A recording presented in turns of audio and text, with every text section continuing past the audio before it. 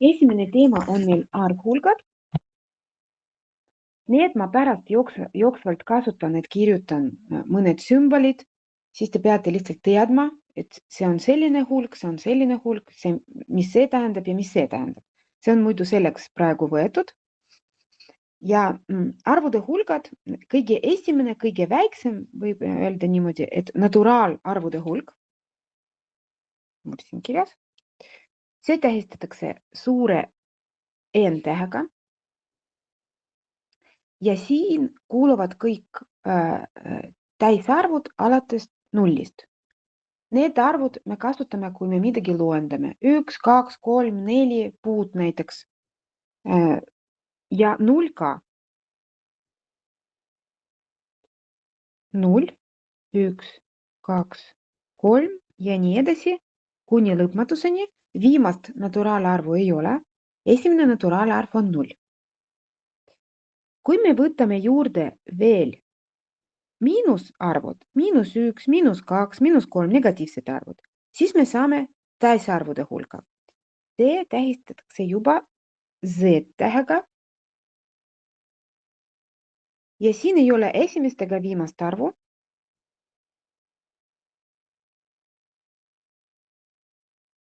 Ja siin on ainult täisarvud, see tähendab, et koomaga arvud siia ei kuulu. Punktid ei taha panna. Niimoodi.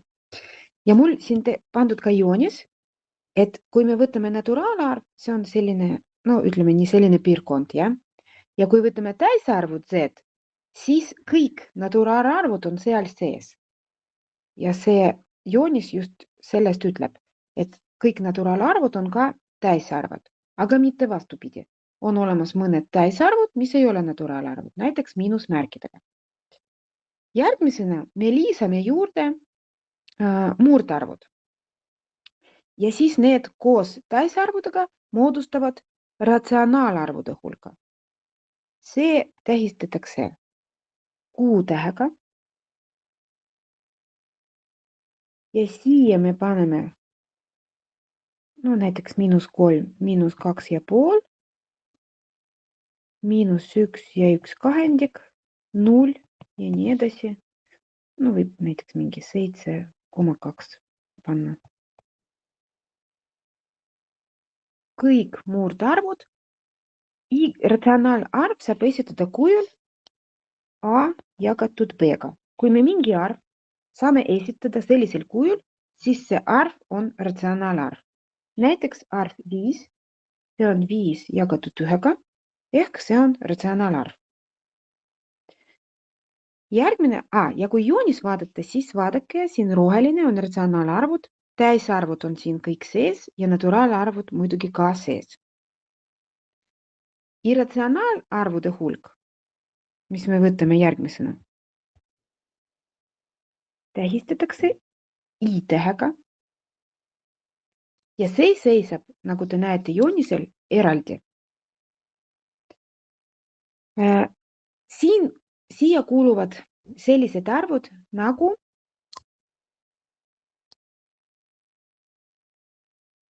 -√3 või √3. Kui te võtate kalkulaatori ja arvutate seda väärtust, ma praegu seda teen ka, võtta √3.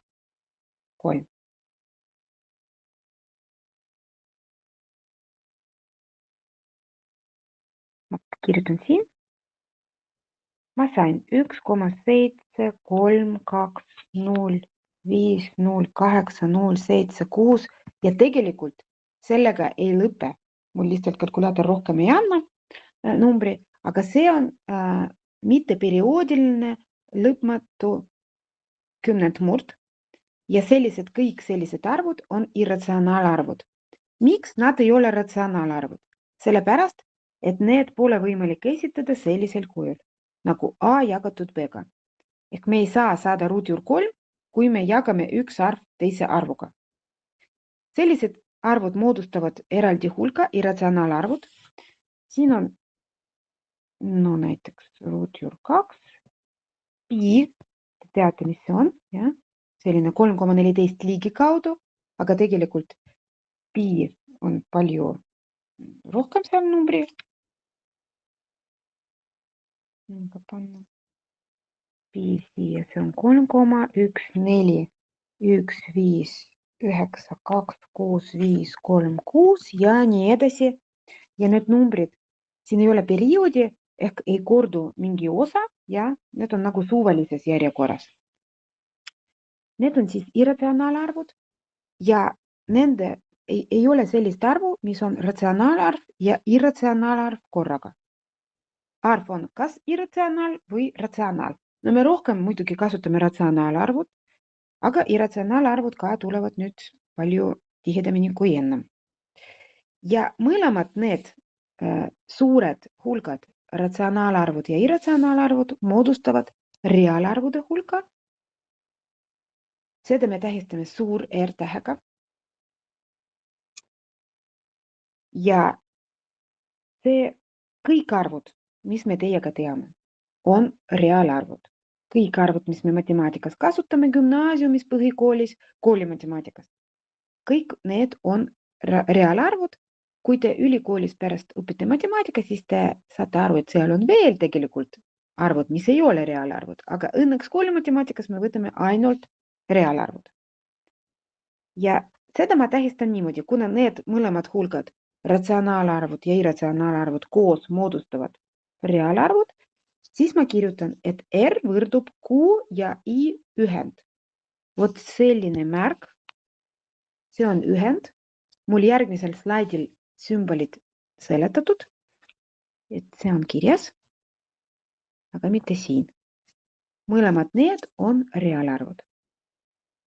Rohkem me koolimatimaatikas arvu hulki ei võta, reaalarvud on viimane. Me võtame järgmist.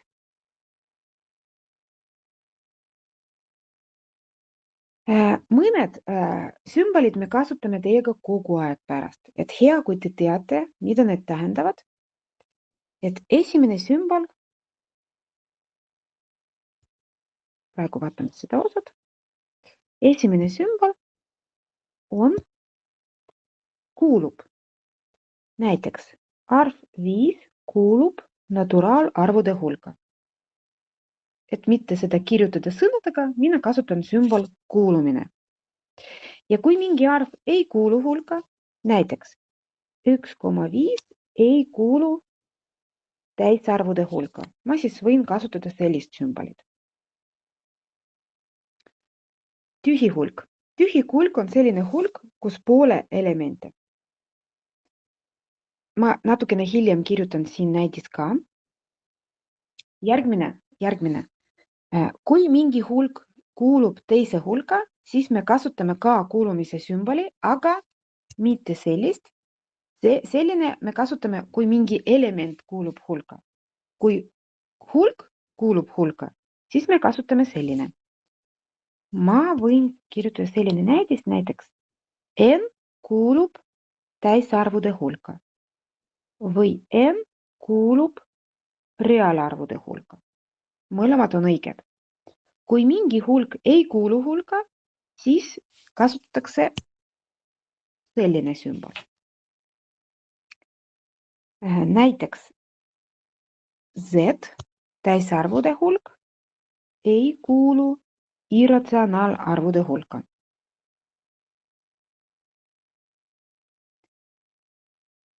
Järgmine, ühisosa. Ühisosa, need on siia kuuluvad elemendid, mis ühised hulka A ja hulka B jaoks. Näiteks Q ja I ühisosa ongi see tühi hulk, mis oli üleval, kuna nendel ei ole ühist elemente. Q-arvud on ratsionaalarvud ja irratsionaalarvud on I-arvud ja sellist ühtegi arvu ei ole, et ta on ratsionaal ja irratsionaalarv korraga.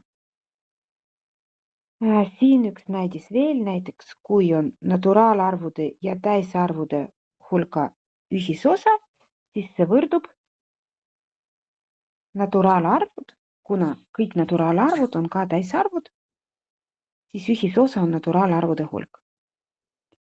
Järgmine sümbol on ühend. Ühend. No seda ma juba kasutasin, jah. Kirjutasin, et R, eelmisel slaidil see oli, R võrdub Q ja I ühend. No veel üks näiteks. Q ja Z ühend on Q hulk. Kuna Z kuulub reaalarvude hulka, Q hulka, siis nende ühend on suurem hulk ehk Q. Need viimased mina praegu tõmban maha, kuna need me teiega ei kasuta. Kitsas matemaatikas, olgu siis me ei õpi, mis need tähendavad, piisab juba, kui te teate need, mis on üleval. Pärast me teeme ülesanne, kus me natukene harjutame, kuidas nendega aru saada need sümbolid. Paar mõistet veel, mis me peame teadma, võib-olla te juba need teate, et vastandarv ja pöördarv. Vastandarv, näiteks arv 5. Selle arvu vastandarv on -5. Kui on arv näiteks -1/7, siis vastandarv on 1/7. Mis on pöördarv? No vastandarvuga on arusaadav, et me lihtsalt võtame vastupidi märgiga arv, et saada vastandarv. Pöördarv, näiteks arvu 5 pöördarv, me nüüd pöörame ümber, me saame 1/5. Arvu 5 jaoks pöördarv on 1/5. Kui on arv -1/7, siis tema pöördarv on -7. Kui arv on 2 ja 1 kahendik, kuidas me leiame pöördarvu? Kõigepealt me teeme teiega liikmurd. 2 korrutame 2 + 1 on 5 kahendikku. Ja kui me tahame pöördarv saada, siis me lihtsalt pöörame ümber, see on 2/5. Ehk kui on segaarv, me peame kõigepealt tegema liikmurd ja siis pöörame ümber, saame pöördarv. Sellised siis mõisted on. Järgmine. Mul on siin mõned väided kirjas. Esimesed 5 me peame kirjutama kõrval, kas on õige või on vale. Ja viimased 2 me peame kirjutama, millega see võrdub, ühend ja ühisosa. Aga ma arvan, et ma siin natukene parandan, kuna see näidis oli, siis ma panen siin Q. Esimesed 5 mõtleme natukene ja paneme kõrval sõna, kas see on õige või see on vale. -5 kuulub täisarvude hulka. See on õige. Täisarvud on arvud miinusega ehk negatiivsed arvud ka kuuluvad, ei kuulu murdarvud, aga -5 ei ole murdarv. 1,03 kuulub irratsionaalarvude hulka, see on teine. Kas see on irratsionaalarv? See ei ole irratsionaalarv, kuna see on lõplik kümnendmurd ja iga lõplik kümnendmurd saab esitada kahe arvu jagatisena. Eks see teine on vale. Ruutjuur 4 ei kuulu naturaalarvude hulka. No siin me peame arvutama, kas on võimalik arvutada ruutjuur 4. No seda kindlasti on võimalik arvutada, jah? Kuna 4 on positiivne. Ruutjuur 4 on tegelikult 2. 2 ei kuulu naturaalarvude hulka. See, et kui teistmoodi me seda kirjutame, siis see näeb välja nii, aga 2 on naturaalarv. See tähendab, et see väide on vale.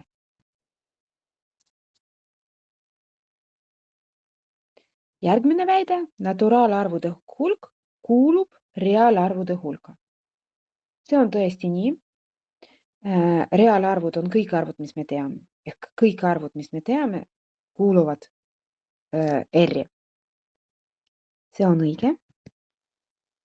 Ja joonisel, mis oli esimesel slaidil, on ka seda näha. Q kuulub täisarvude hulka. Ehk ratsionaalarvud kuuluvad täisarvude hulka. See on vale, kuna ratsionaalarvud on ka murdarvud, mis ei kuulu täisarvude hulka, siis nii ei saa kirjutada, saab kirjutada teistmoodi, et Z kuulub ratsionaalarvude hulka. See oleks õige. Vastupidi, jah? Nüüd me peame vastus kirjutama. N ja Z ühend, millega see võrdub? N ja Z ühend on suurem hulk ehk Z, kuna kõik naturaalarvud kuuluvad täisarvude hulka. Ja viimane, Q ja Z ühisosa. Ühisosa, kuna Z kuulub ratsionaalarvude hulka, siis nende ühisosa on väiksem hulk ehk täisarvud. See on natukene loogikaga seotud, sellised ülesanded. Teeme järgmist. Üks ülesanne veel selle teema kohta ja siis me liigume edasi. On antud mõned arvud. Me peame kirjutama, millised neist on naturaalarvud. Pärast täisarvud, ratsionaalarvud, irratsionaalarvud, reaalarvud ja paarisarvud. Paarisarvudest me räägime ainult siis, kui see on täisarv. -2, 2 sobivad, -2,5 ja 2,5 ei sobi, et rääkida sellest, kas ta on paaris või paaritu arv. Naturaalarvud. No esimene. Ruutjuur 2, seda me juba teiega kirjutasime eelmises slaidis, et see on tegelikult 2. Ta kuulub siia.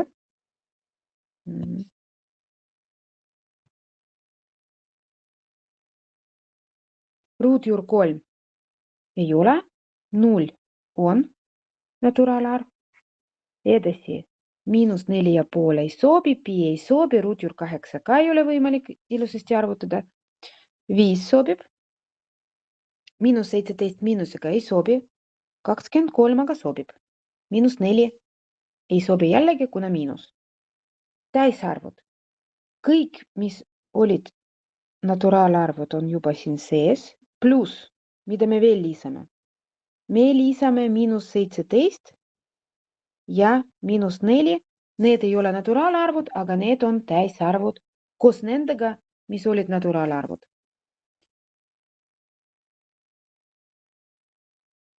Ratsionaalarvud. Nüüd me võtame kõik täisarvud ja lisaks lisame ka murdarvud. -5 kaheksandik, -4,5, pi ei sobi, ruutjuur 3, mis oli alguses, ka ei sobi. Ruutjuur 8 ka ei sobi, kui te võtate kalkulaator arvutate seda, siis te näete, et see on lõpmatu mitteperioodiline kümnendmurd. Ja siin on kõik. Irratsionaalarvud. Nüüd me ei lisa need, mis olid ratsionaalarvud. Ratsionaalarvud on ratsionaalarvud. Irratsionaalarvud on täitsa teised arvud, jah? Siin on ruutjuur 3, pi, ruutjuur 8. Reaalarvud. Kõik arvud, mis me teame, on reaalarvud, siis kõik. Kõik arvud, mis on reas, reaalarvud. Paarisarvud. Paarisarvud me võtame täisarvude hulgast kõik, mis jaguvad 2-ga. Ruutjuur 4. No 0 ei ole paaris, aga paaritu. Ja -4 on ka paarisarv. 5, 23 miinus 17 on paaritud. Selline siis ülesanne oli. Liigume edasi. Järgmine väike teema on arvu standardkuju. Võib-olla füüsikakursuses teil oli juba selline arvu esitusviis nagu arvu standardkuju. Seda kuju me kasutame, kui meil on väga suur arv või väga väike arv. Pärast mul on mõned näidised seal toodud järgmises slaidis, aga praegu ma seletan, kuidas seda standardkuju tekitada. Arvu standardkuju, see on A korda 10 astmel B, kus A, see on väga tähtis tingimus, on 1-st 10-ni. Kus 1 on kaasarvutud, 10 ei ole kaasarvutud. Ja B on täisarvuline astendaja, mitte naturaalarvuline. Mis see tähendab, mis on erinevus? Kui on naturaalarvuline, siis saab kirjutada, et B kuulub naturaalarvude hulka, aga õige oleks, kui B kuulub täisarvude hulka. Sellepärast, et B võib olla negatiivne. B võib olla -3. Kui B on naturaalarv, siis ei ole võimalik, et ta on -3. Ehk siin sobib täisarvuline astendaja, mitte naturaalarvuline astendaja. No näiteks.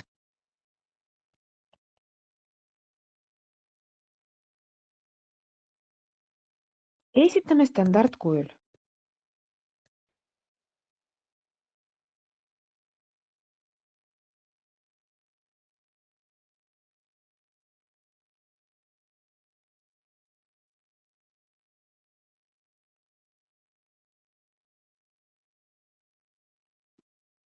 No vot selline arv, siin on 280 miljooni. Standardkujul on tüvi A ja A on kuni 10-ni. 28 me võtta ei saa, siis me võtame 2,8. Ja korrutame 10-ga ja see aste on, me arvutame siit, kuna kooma on siin nagu, siis me peale koomat võtame, mitu numbri on. 1, 2, 3, 4, 5, 6, 7, 8. Asendaja on 8. See on selle arvu standardkuju.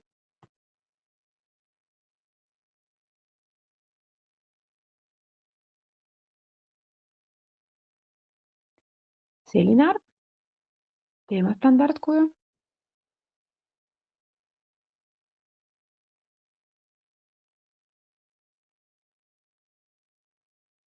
A on 7,02. Ma loodan, et see on arusaadav.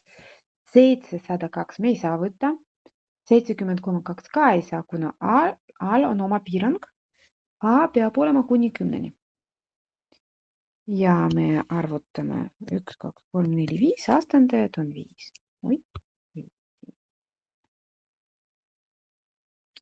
Kui arvud on suured, siis tehakse niimoodi, et astendaja on siis positiivne arv, aga kui arv on väike, selline, siis on ka võimalik seda esitada standardkujul.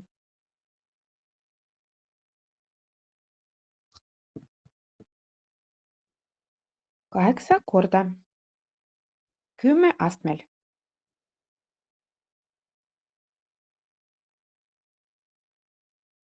Me loeme kokku nullid. Meil on nagu see kooma praegu peale 8. Praegu see kooma nagu siin, me peame lugema kuni selle koomani, mis on praegu siin. 1, 2, 3, 4, 5, 6. Astendaja on -6.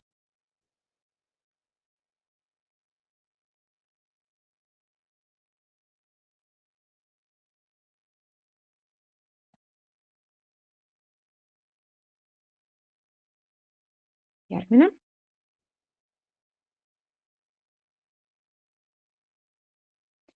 Võib niimoodi mõelda, et see astendaja on siin, see kooma on siin ja me tõstame seda 1, 2, 3, 4, 5, 6 kohta.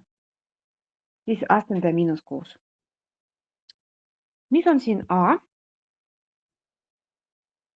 1,2 ja 10 astmel 1, 2, 3, 4, 5, 6, 7, 8 korda 10 astmel -8.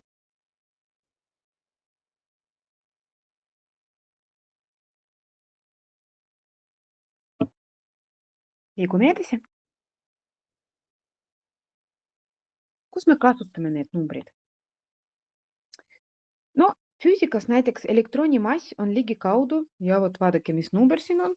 Päris suur, pikk. Seda kogu aeg kirjutada ei ole mugav. Palju mugavam kirjutada sellisel kujul. Või maamass ligikaudu selline suur number. Ja standardkujul see näeb välja nii. No maa ümbermõõt on ka võimalik esitada standardkujul. Ehk näete ise, et väga kasulik teada, kuidas seda teha. Teeme veel üks ülesanne.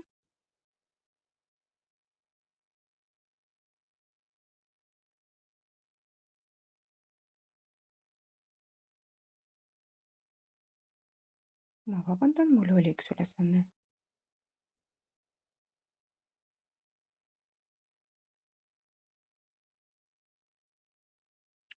Ma lisan siia.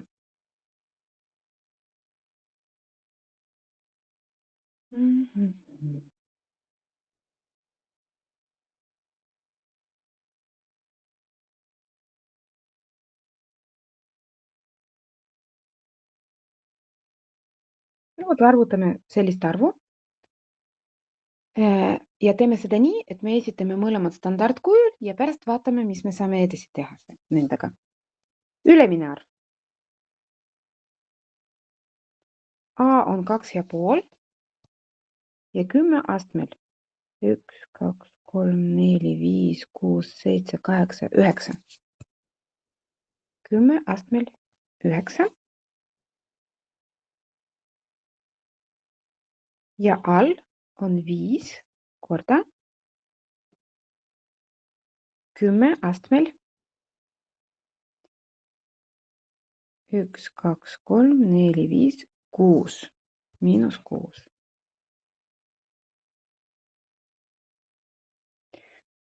Nüüd me saame need arvud kokku võtta ja need arvud kokku võtta. 2,5 jagatud 5 on 0,5. Ja mis me teeme nendega?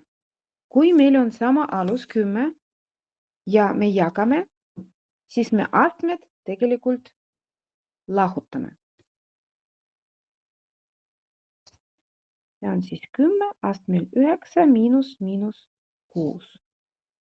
0,5 astmel 10.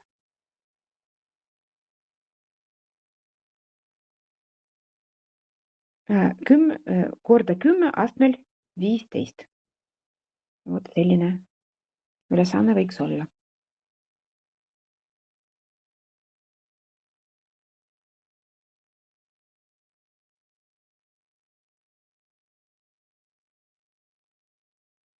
Liigume edasi või teeme üks veel tegelikult siin.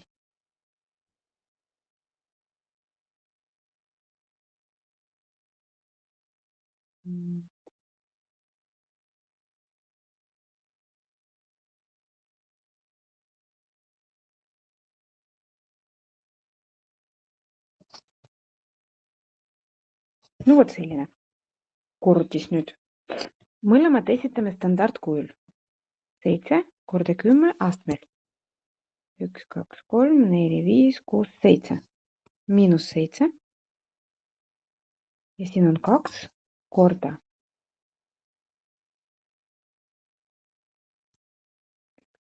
4, 5, 6, 7, 8, 9, 10, 11, 12. 10 astmel 12.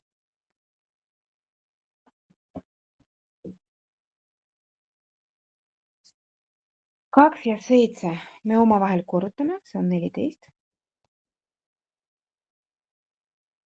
Ja 10 astmel, kui me korrutame sama alusega arvud, siis astendajad me liidame kokku. 14 korda 10 astmel 5. Kas see on lõppvastus, mis te arvate? Või ei ole? Või see ei ole arvu standardkuju?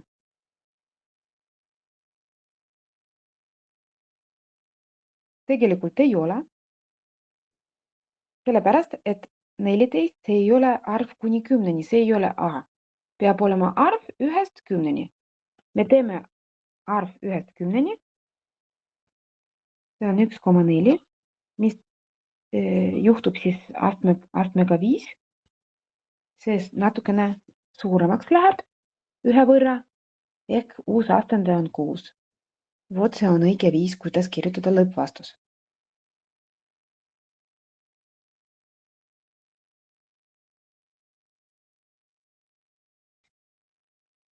Ma arvan, et standardkuju on vähem selge. Ja? Järgmine väike teema on reaalarvu absoluutväärtus.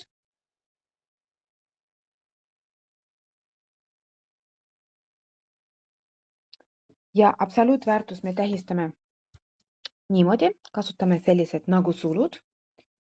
Ja kui meil on sees, absoluutväärtuses sees on negatiivne arv, siis see miinus kustutatakse. Näiteks arv 5, absoluutväärtus on 5, aga arvu miinus 5, absoluutväärtus on jällegi 5. Geomeetriliselt saab niimoodi seda joonistada, et kui 0-st 5 asub paremal pool 5 ühiku, siis miinus 5 teisel pool 5 ühiku, aga ikka 5 ühiku, jah? Vot see kaugus 0-st ongi arvu absoluutväärtus. Näiteks, kui miinus 2 pluss 5 absoluutväärtuse sees, siis me tegelikult teeme tehe kõigepealt ja pärast avame absoluutväärtust.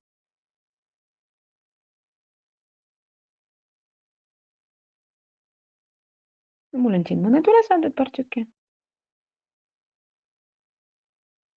Proovime seda arvutada. Kõigepealt ma avan kõige väiksemad absoluutväärtused. Ehk miinus 6 absoluutväärtus on 6.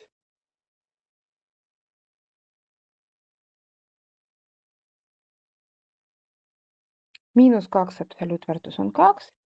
Miinus 5 absoluutväärtus on 5.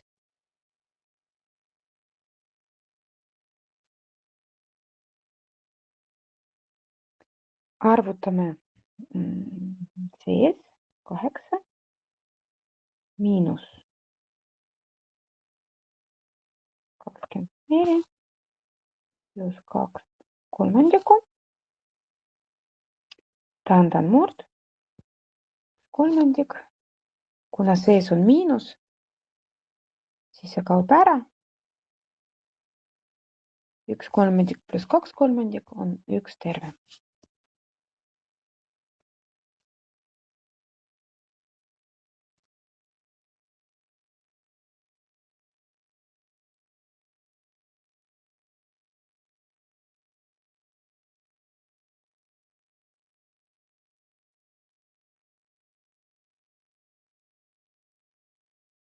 Ja üks veel.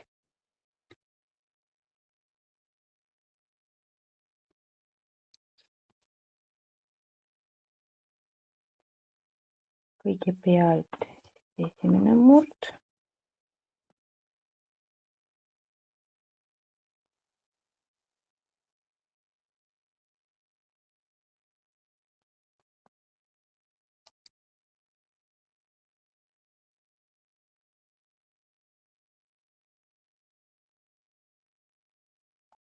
Oi, ma tahtsin siin avada juba.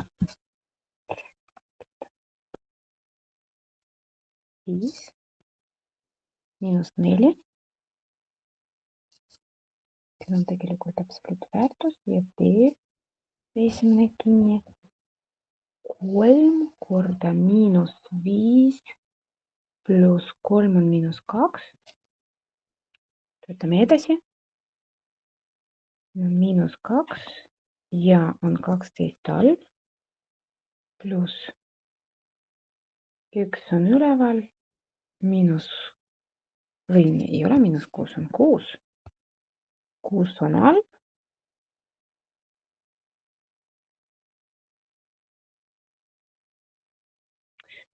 Nüüd ma avan see, mis on sees.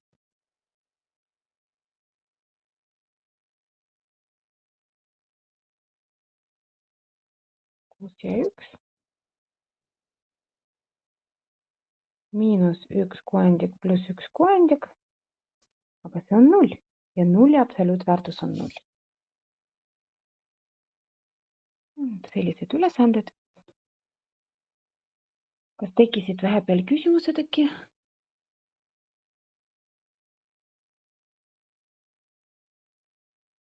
Ma päris kiiresti kõik tegin.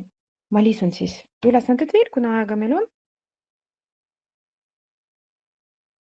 Praegu tausta panen.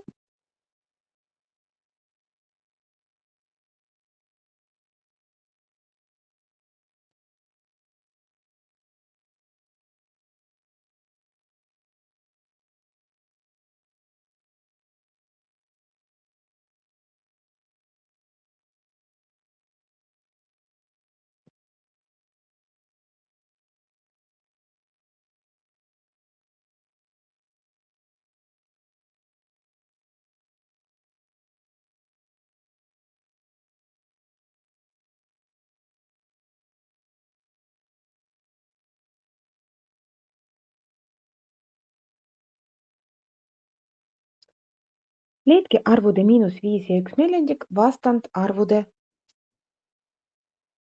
korrutis. -5 vastandarv on 5 ja 1/4 vastandarv on -1/4. Korrutame need, see on -5 neljandiku või -1 ja 1/4.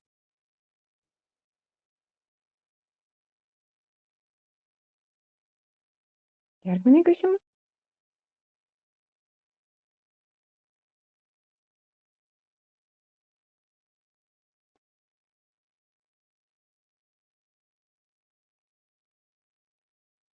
Nüüd nende arvude pöördarvude summad vaja leida. -5 pöördarv on -1/5 ja 1/4 pöördarv on 4. Kuidas me liidame -1/5 ja 4? Ühene nimetaja 4 on 4 ühendikku. Ei. 4, see on 4 ühendikku. Jah, okei. Kui sa tahad niimoodi, 4 neljandikku on 1, jah? Siin on tegelikult mõned variandid, kuidas teha. Saab ühest nimetajat leida, saab 4-st, mõelda niimoodi, et 4, see on nagu 4 täis torti või 4 õuna, jah? Ja ühest on vaja 1/5 ära võtta. See tähendab, et 3 tervet jääb ja siis 4/5 jääb veel viimasest. Saab niimoodi mõelda. No, ma teen üks variant siin, et see on siis 5 on ühene nimetaja, -1 pluss, ma korrutan 4 ja 5, siis 20, siin on 5,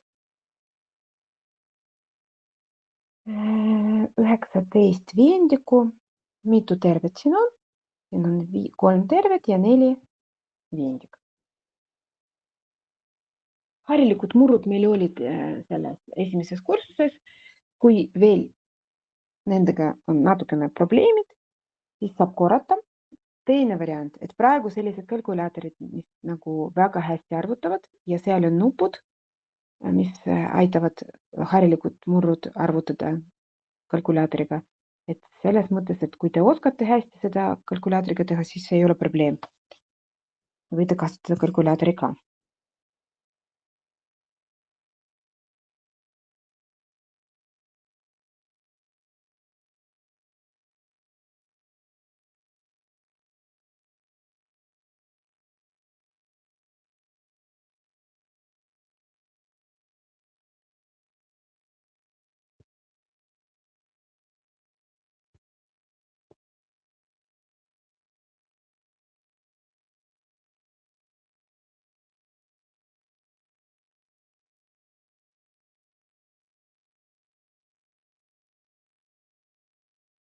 Vot kolmas on selline keeruline võib-olla. Pöördarvude korrutise ja vastandarvude summa vahe. Ehk me leiame pöördarvude korrutis, vastandarvude summad ja lahutame need üksteisest. Pöördarvude korrutis. Pöördarv -1/5 korda 4. -1/5 ja 4 on pöördarvud, nende korrutis on -1/5 korda 4. Vahe, aga teine element on siin vastandarvude summa. Vastandarvud 5 pluss -1/4. Vot sellist vaja arvutada.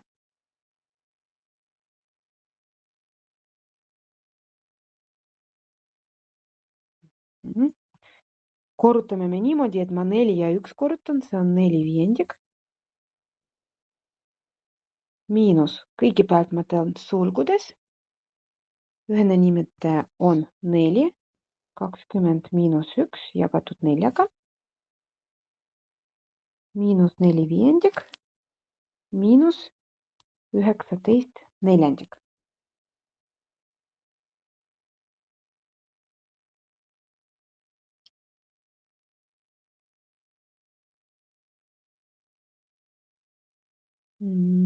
Ühene nimetaja on 20, siin ma korrutan 4-ga, siin ma korrutan 5-ga. Miinus 16 miinus 95 20. No ma arvutasin peast, siis on sellised võib-olla mitte väga ilusad tulevad vastused. 111 20. Miinus.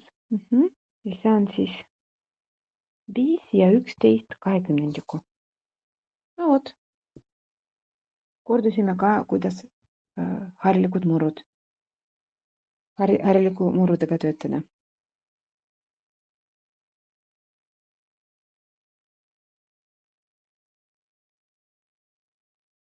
Ma lisan paar tükki veel. Annan aega, et kirjutage endale.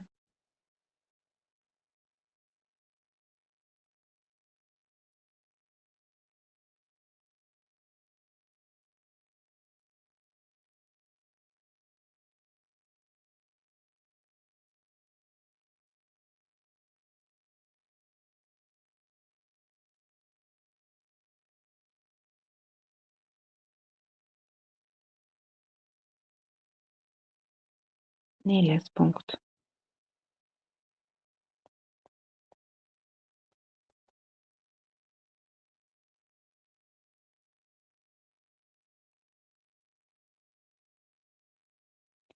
Nüüd on vaja jagatise pöördarv. See tähendab, et me võtame kõigepealt need arvud, jagame omavahel ja pärast leiame pöördarv. -5 jagada 1/4. Jagamine käib niimoodi, et me teine murd pöörame ümber ja asendame jagatismärk korrutismärgiga. Siis on -20 on jagatis ja pöördarv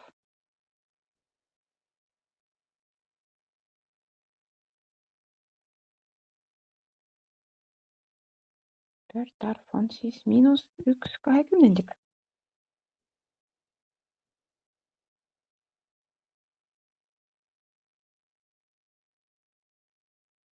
No ja siin viimane.